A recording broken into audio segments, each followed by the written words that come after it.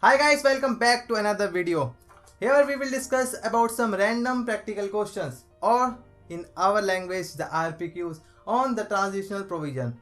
The transitional provision is very important because after complying with those provisions which is provided under section 140, 141, 142, you can transfer your input tax credit or the CENVAT credit which was there in the earlier law, like the excise, service tax, VAT, etc., into the GST. So after fulfilling the condition, after complying with the condition, you can transfer those input tax credit, or you can say the CENVAT credit, into the GST.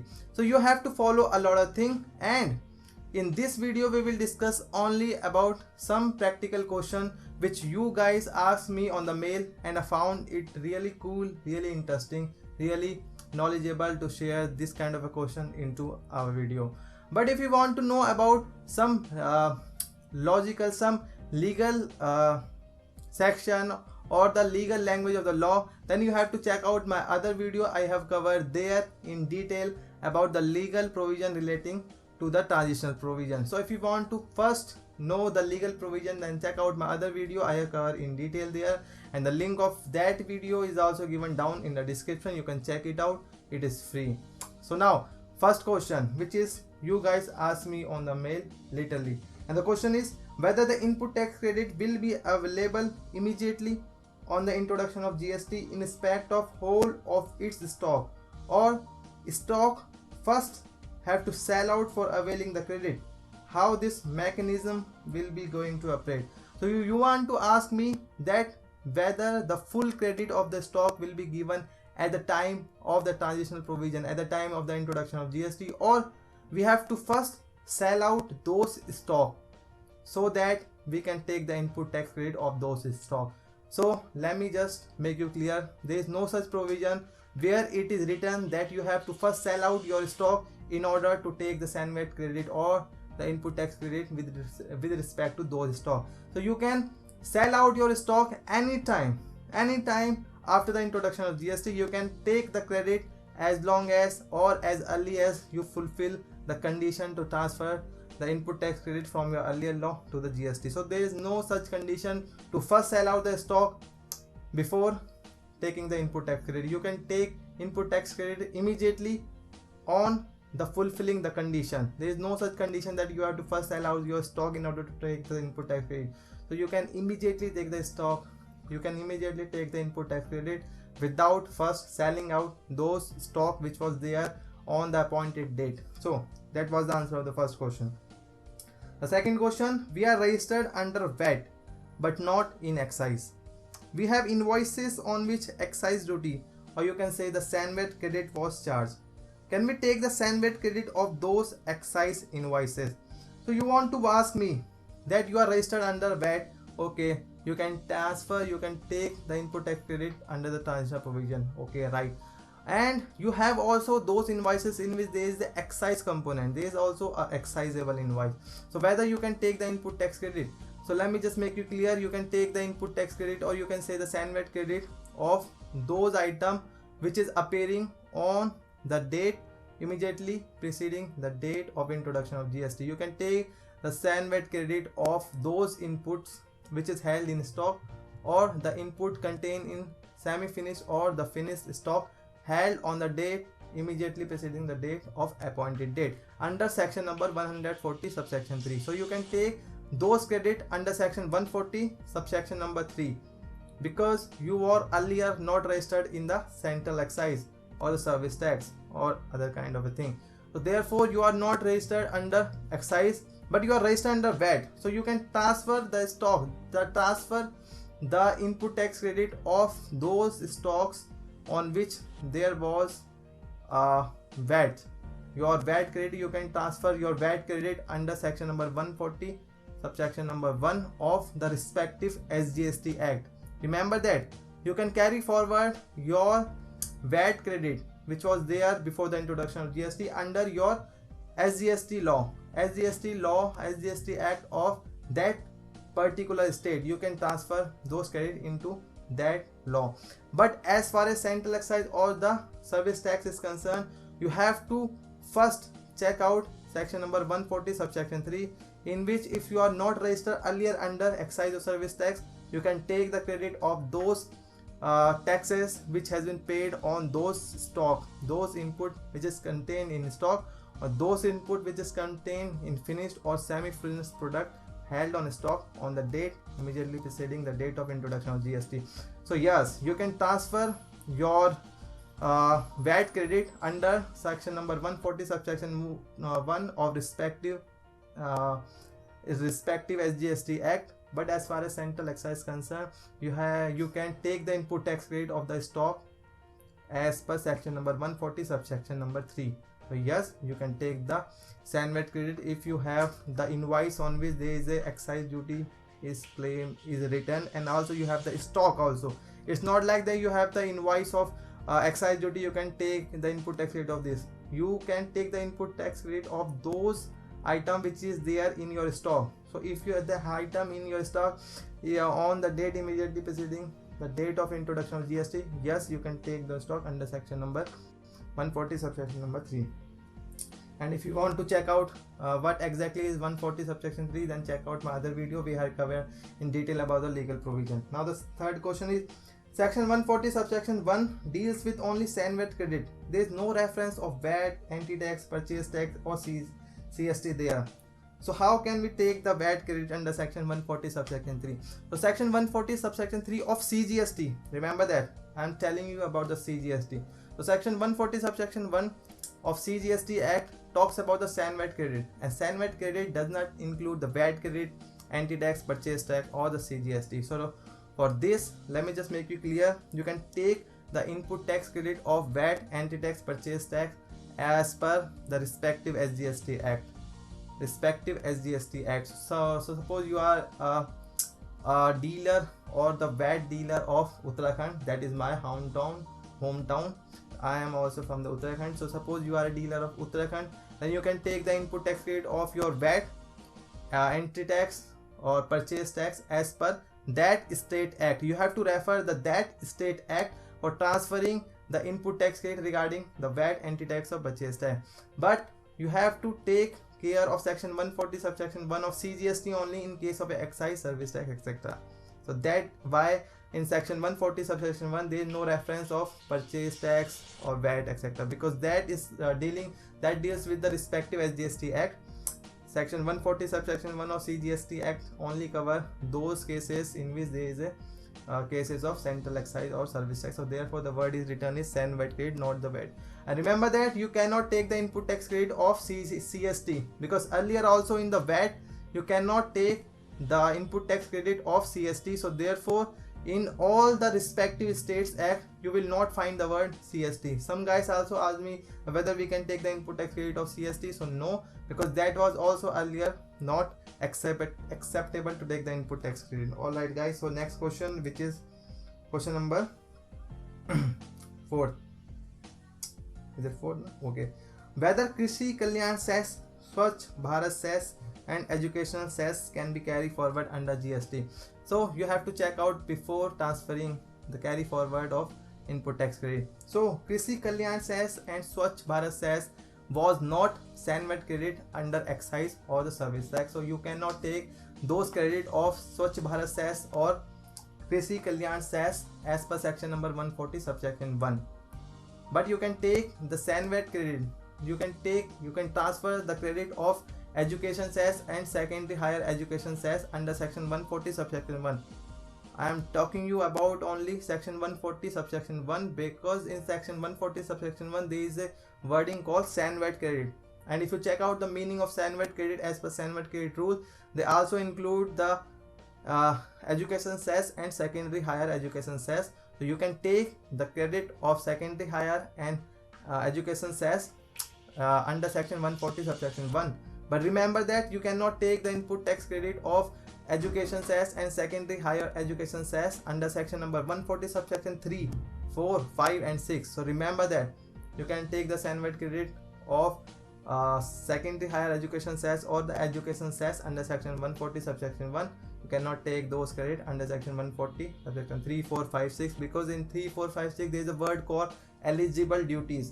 And if you check out the explanation which is attached to section number 140, it is nowhere written. It is a list of eligible duties, and in those lists there is nowhere contain the wording which is regarding the education cess and secondary higher education cess. So therefore in section 140 subsection 3, 4, 5c you cannot take the CENVAT credit of education or secondary higher education cess, but you can transfer the input tax credit regarding those secondary higher or education cess under section 140 subsection 1, because the CENVAT credit also include those credit of education or secondary higher education cess. So now the first question is, please tell in short the process of how we can take the input tax credit which was there with us before the GST.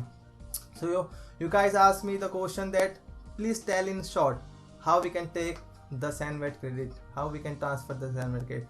So let me just make you clear, there is no such you can say the procedure. There is only one thing. All you need to do is just fill up the form tran number 1. Tran 1, you have to just fill up the form number tran 1 to transfer the input tax credit which was there earlier to this act. So just fill up the form tran n, and for that you have to just use your mind and also check out the rules, because in that rule there are certain requirement that in which time, how much time is there for filling the tran 1.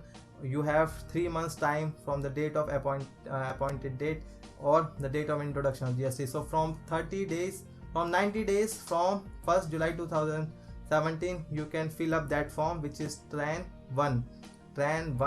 And also let me make you a clear thing. Let me just tell you something that under notification number 10 which is issued on 28 June 2017, the government has come up with a notification where they notify all the rules, and in that notification there's all the rule except registration and composition scheme, because that was earlier notified under notification number 3 dated maybe 18 June or something like that.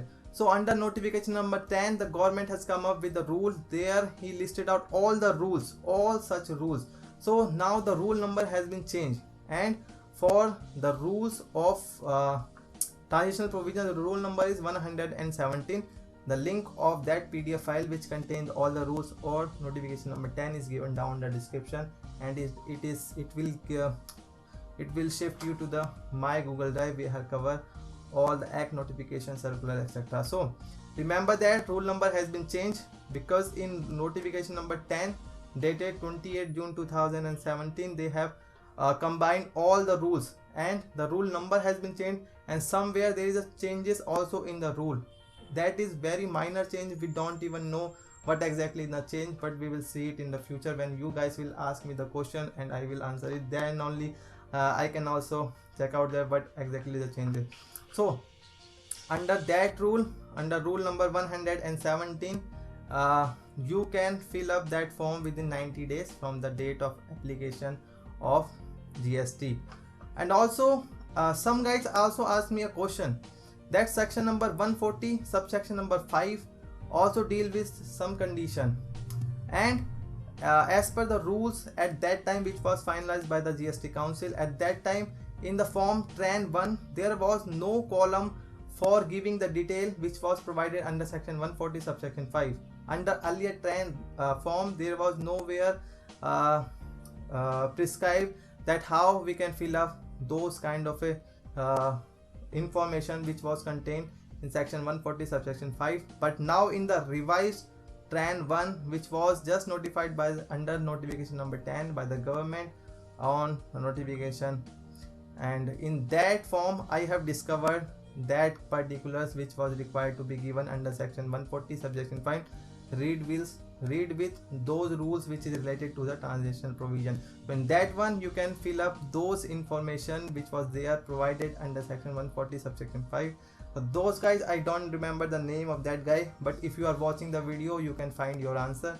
In revised and form you can check out the detail which was provided for 140 subsection 5 read with the transitional rule. Okay guys, now the next question is regarding whether we can take the CENVAT credit of input services under section 140 subsection 3.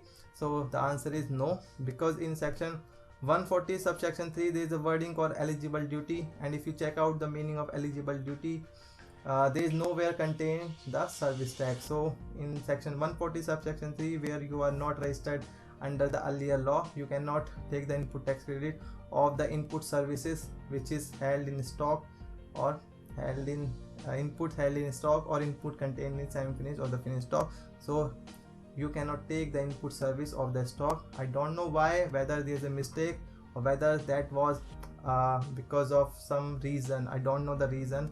I don't know whether it is a mistake, but you cannot take the input services credit of input services on the stock as per section number 140 subsection 3.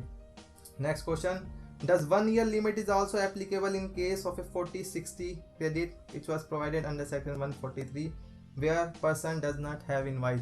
So section 140 subsection 3 provides that where you do not have any invoices, you can take the input tax credit provided there is certain condition which was prescribed in the transitional rules. So the person want to ask whether there is also 1 year limit which is there in section 140 subsection 3 clause number 4. Clause number 4 says that you should have the invoice, but the invoice should not issue before 1 year from the date of introduction of GST. So if you have invoice before, which is dated before 1 year from the date of introduction of GST, then you cannot take the input tax credit of those one. So the person want to ask that whether that provision is also applicable for the person who want to take the input tax credit of 40/60 ratio which is there provided in the proviso to section 140 subsection 3. So the answer is yes, because you have to read that proviso with the clause number 1 to 6. So therefore 1 year provision is also for those person who don't have any invoices.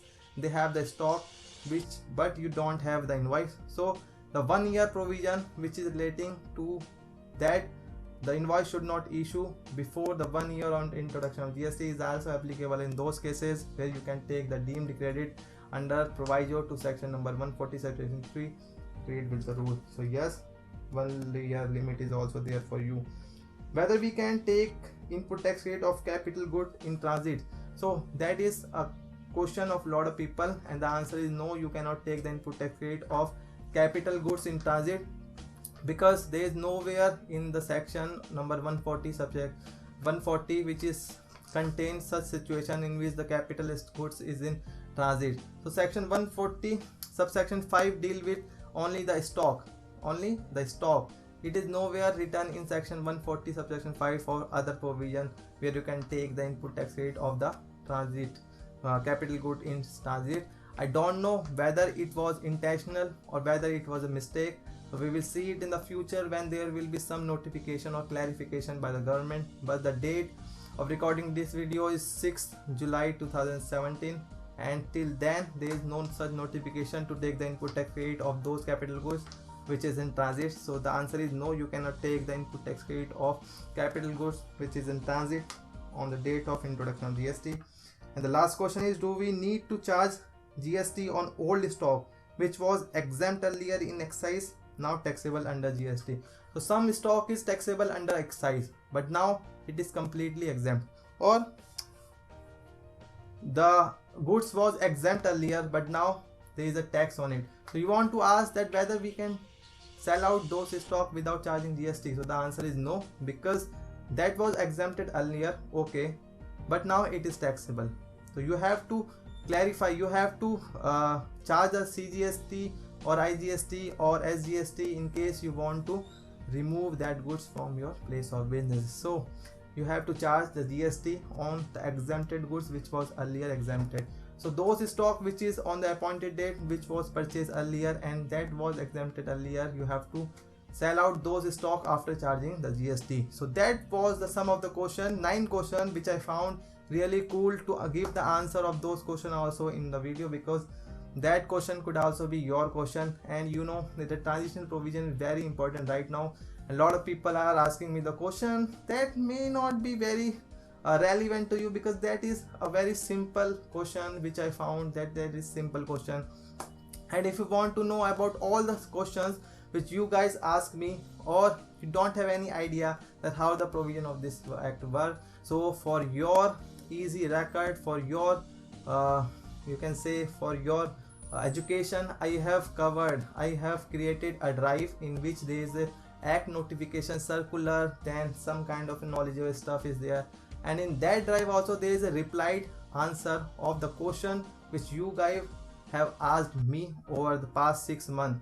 Over the past 6 months since I'm making the video on the YouTube, so I have created a drive in which there is an answer to the question of you guys asked me the question by way of a mail, and when I replied it, I hand to hand send those questions with answer to my drive, so you can check that answer so that you can get the idea of how the GST provision will work on your situation, or you can also analyze that how it will going to impact on your business, because you have to check out the 2 or 3 provision at the same time to check out the applicability of GST on you guys. So that is for your facilitation or for your knowledge. Now I am getting nothing out of YouTube because you know that YouTube pays a very little amount, so therefore I am just making the video for you guys so that you can educate yourself with the GST. So that is just a quick question, and that is just the information which I want to share with you about the Google Drive. So if you want to know the more knowledgeable stuff like this, so you have to subscribe my channel. But if you have already subscribed to my channel, then don't click on the subscribe button because it will make you unsubscribe from my channel. So that was a quick video, and if you want to ask your query, then you can ask me by sending an email to sharwangst.148@gmail.com, sharwangst.148@gmail.com. So alright guys, that was a quick RPQs on the transitional provision. So we will meet in the next video. Till then, bye bye.